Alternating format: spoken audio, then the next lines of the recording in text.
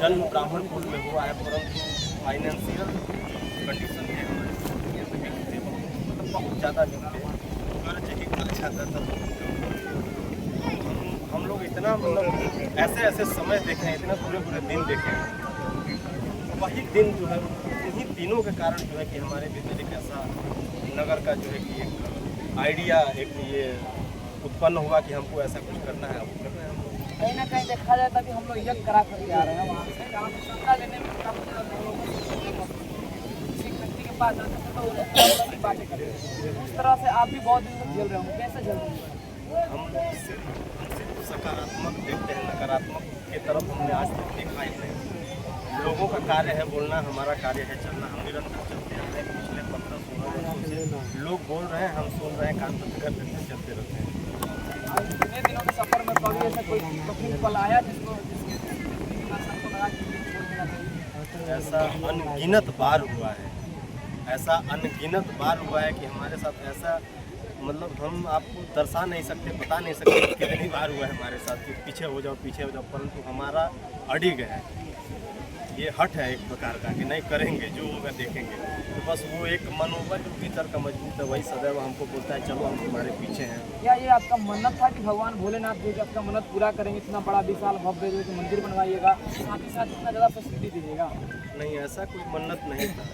ये समाज को देखते हुए, लोगों को देखते हुए जो है कि अपने आप एक पनप जो है कि अपने आप उत्पन्न हो गया ऐसा भावना कि नहीं सब इधर जा रहे हैं, हम इधर जाएंगे। ये मंदिर के देखने के बाद ऐसा लग रहा है कि कहीं से कहीं कॉपी किया गया है, क्या लग रहा है? ये कॉपी हुआ है या फिर अपने तरफ से बना हुआ है? जी, कॉपी तो नहीं बोल सकते हैं, संपूर्ण तरीके से कॉपी नहीं है। उज्जैन का थोड़ा सा कॉपी है, बाकी सारी व्यवस्थाएं बाबा महाकाल की ही है। उज्जैन से ही हम भी प्रेरित हुए हैं, जो भी है प्रेरणा हमको वहीं मिलती है। प्रेरणा स्रोत है हमारे महाकाल जी, और उन्हीं के नेतृत्व में, उन्हीं के आशीर्वाद से जो भी हो रहा है वो हो रहा है। जैसे हम लोग आपसे मिले तभी आप जिक्र कर रहे थे कि मेरे साथ जो है कि भगवान भोलेनाथ साक्षात मिले, उसके बाद से भी मैंने एक प्रण ले लिया कि इतना बड़ा भव्य मंदिर बनाऊंगा, साथ ही साथ इतना फैसिलिटी। ऐसा क्या कुछ हुआ था? ऐसा मुझे प्रतीत हुआ है। देखिए, देखने वालों में विभिन्न प्रकार के लोग हैं।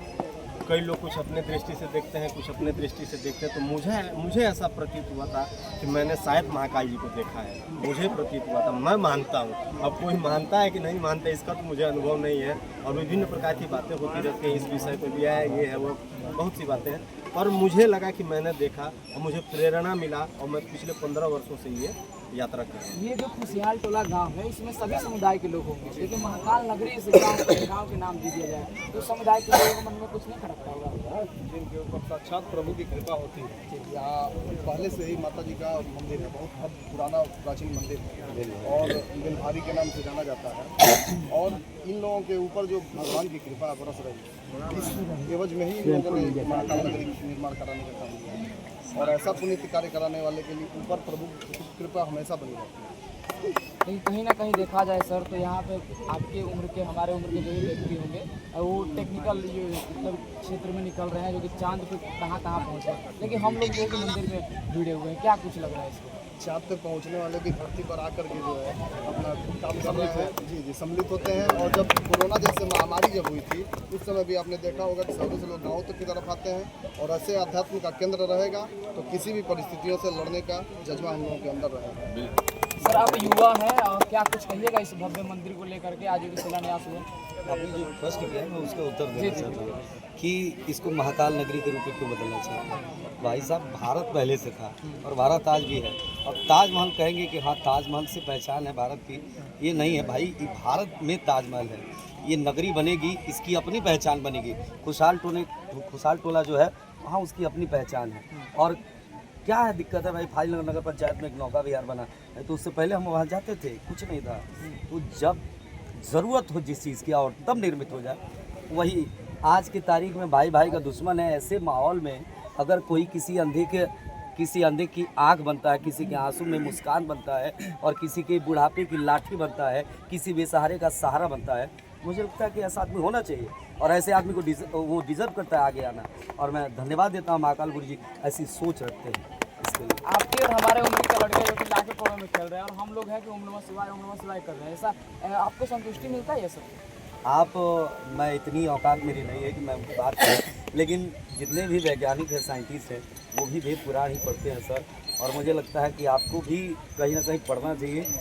जो भी गुरु ज्ञान, अभी शिक्षा नीति पर मैं ज़्यादा नहीं बोलूँगा, लेकिन हाँ जो मुझे पता है महाकाल नगरी के बारे में कि जब यहाँ गुरुकुल स्थापित होगा तो वहाँ जो कुछ भी सिखाया जाएगा, ये आधुनिक शिक्षा तो पढ़ाई जाएगी, लेकिन साथ वेद, पुराण और उपनिषदों का भी ज्ञान यहाँ पर कराया जाएगा। संस्कार जो हमारे पुरातन काल से चले आ रहे हैं, जब बच्चे गुरुकुल में रह के पढ़ते थे, उस तरह की कुछ व्यवस्था गुरु जी करने वाले हैं। वही तो पुरातन चीज़ें एक बार फिर उतरेंगी धरातल पर।